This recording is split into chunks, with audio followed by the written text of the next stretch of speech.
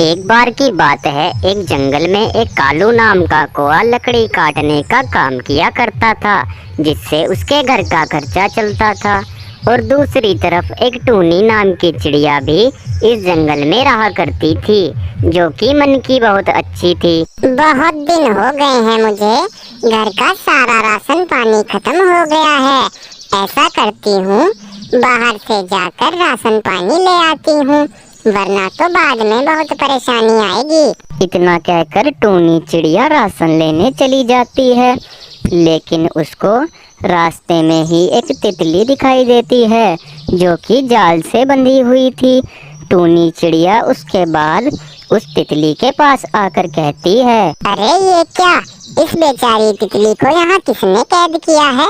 मुझे इसको खोल देना चाहिए, नहीं तो ये तितली बेचारी मर ही जाएगी। उसके बाद टूनी चिड़िया उस जाल को हटा देती है।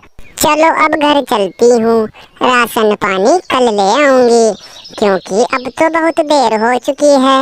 राशन वाला भी अपने घर चला गया होगा।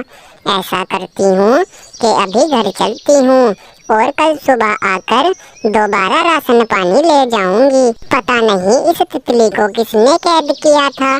चलो जिसने भी किया, लेकिन मैंने तो आज अच्छा काम किया है।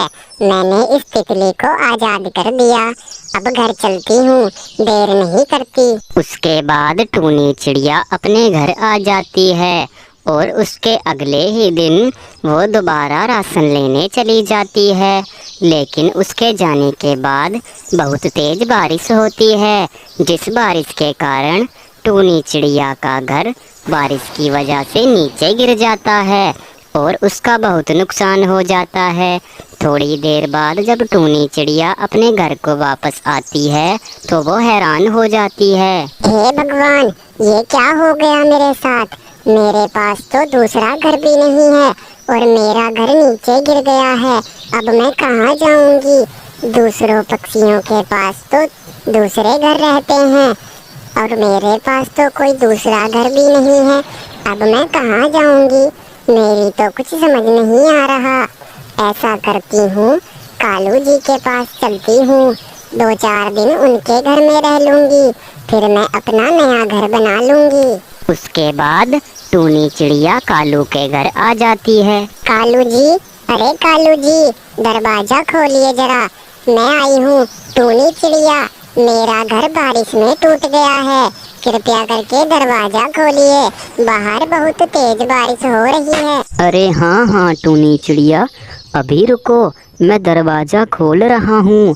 लगता है कि ये बारिश की वजह से जाम हो गया है, इस वजह से दरवाजा नहीं खुल रहा।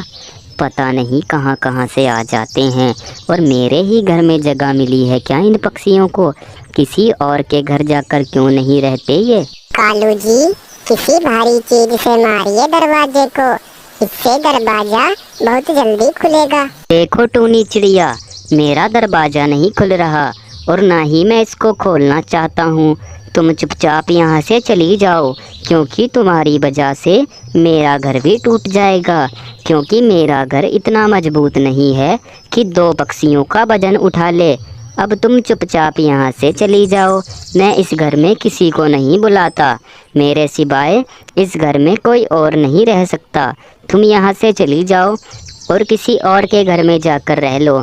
मेरे घर में तुम्हारे लिए कोई जगह नहीं है, ठीक है ना टूनी चिड़िया? पता नहीं कहाँ कहाँ से आ जाते हैं और मेरे पास आकर कहते हैं कि कालू जी मुझे अपने घर में रख लीजिए। कालू की इतनी बात सुनकर टूनी चिड़िया वापस अपने पेड़ पर आती है। मेरा घर क्या टूट गया?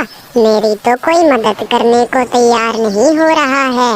इस जंगल में कोई भी किसी की मदद नहीं करता।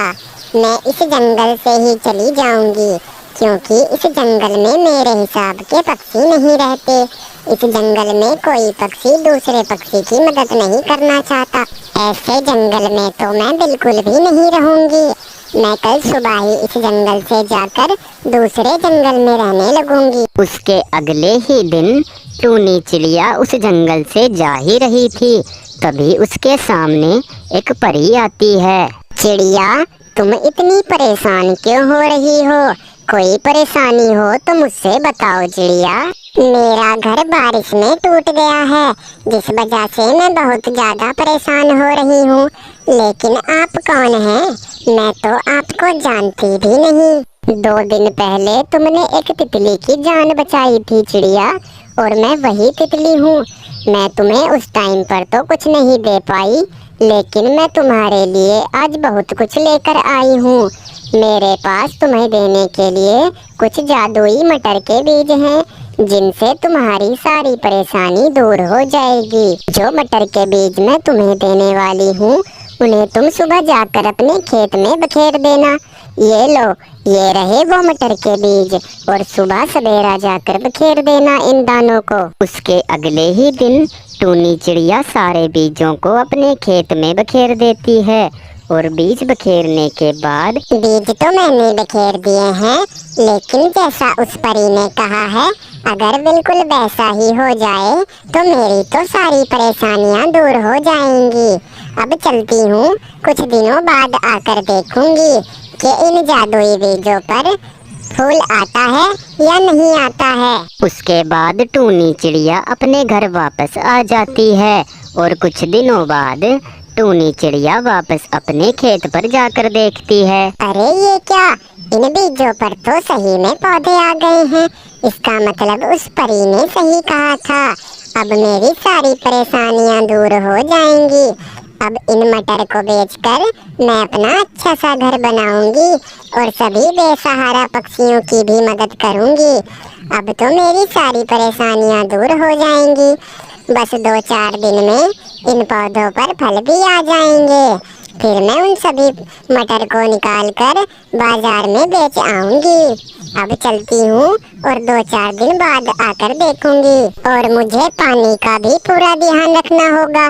मुझे इसको समय पर पानी भी देना होगा, नहीं तो ये पौधे यहीं पर रुक जाएंगे। उसके बाद टूनी चिड़िया वापस अपने घर आ जाती है, लेकिन उसी रात को बहुत तेज बारिश हो जाती है, जिसकी वजह से पूरे खेत को अच्छा पानी भी लग जाता है। ये तो बहुत अच्छा हुआ कि बारिश भी आ गई। मैं तो सोच ही रही थी कि मैं पौधों को पानी लगा दूंगी, लेकिन ये तो भगवान की वजह से ही बारिश आ गई। भगवान आपका बहुत बहुत धन्यवाद। अब मेरे पौधों को पानी भी लग जाएगा। उसके 4 दिन बाद टूनी चिड़िया वापस अपने खेत पर जाकर देखती है। अरे वाह, ये तो बहुत ही अच्छी मटर आई है मेरे पौधों पर। अब तो कमाल ही हो गया। अब तो मैं जल्दी से इन्हें एक टोकरी में भर लेती हूँ, और फिर बाजार में बेचकर आऊंगी। वैसे भी आज के मौसम में मटर की बहुत ज्यादा मांग है, और आज तो मेरी मटर बहुत अच्छी बिकेंगी और बहुत महंगी भी हो रही हैं। अब मेरी सारी परेशानियां दूर हो जाएंगी। अब मेरे पास भी एक अच्छा घर होगा, और मैं अच्छा खाऊंगी, अच्छा पीऊंगी। अब जल्दी से इन्हें भरकर बाजार की तरफ चलती हूँ। आज तो मुझे एक काम भी है, आज नहीं जाती, कल सुबह को जाऊंगी मटर बेचने। उसके अगले ही दिन टूनी चिड़िया बाजार में मटर बेचने चली जाती है, और उसकी दुकान पर तो बहुत दूर दूर से ग्राहक आने लगते हैं। उसके बाद टूनी का काम बहुत अच्छा चलने लगता है, और मटर बेचकर जो भी पैसे टूनी चिड़िया ने कमाए थे, उन पैसों से टूनी चिड़िया अपने लिए एक बहुत ही सुंदर घर खरीदती है, और टूनी चिड़िया खुशी खुशी इस घर में रहने लगती है।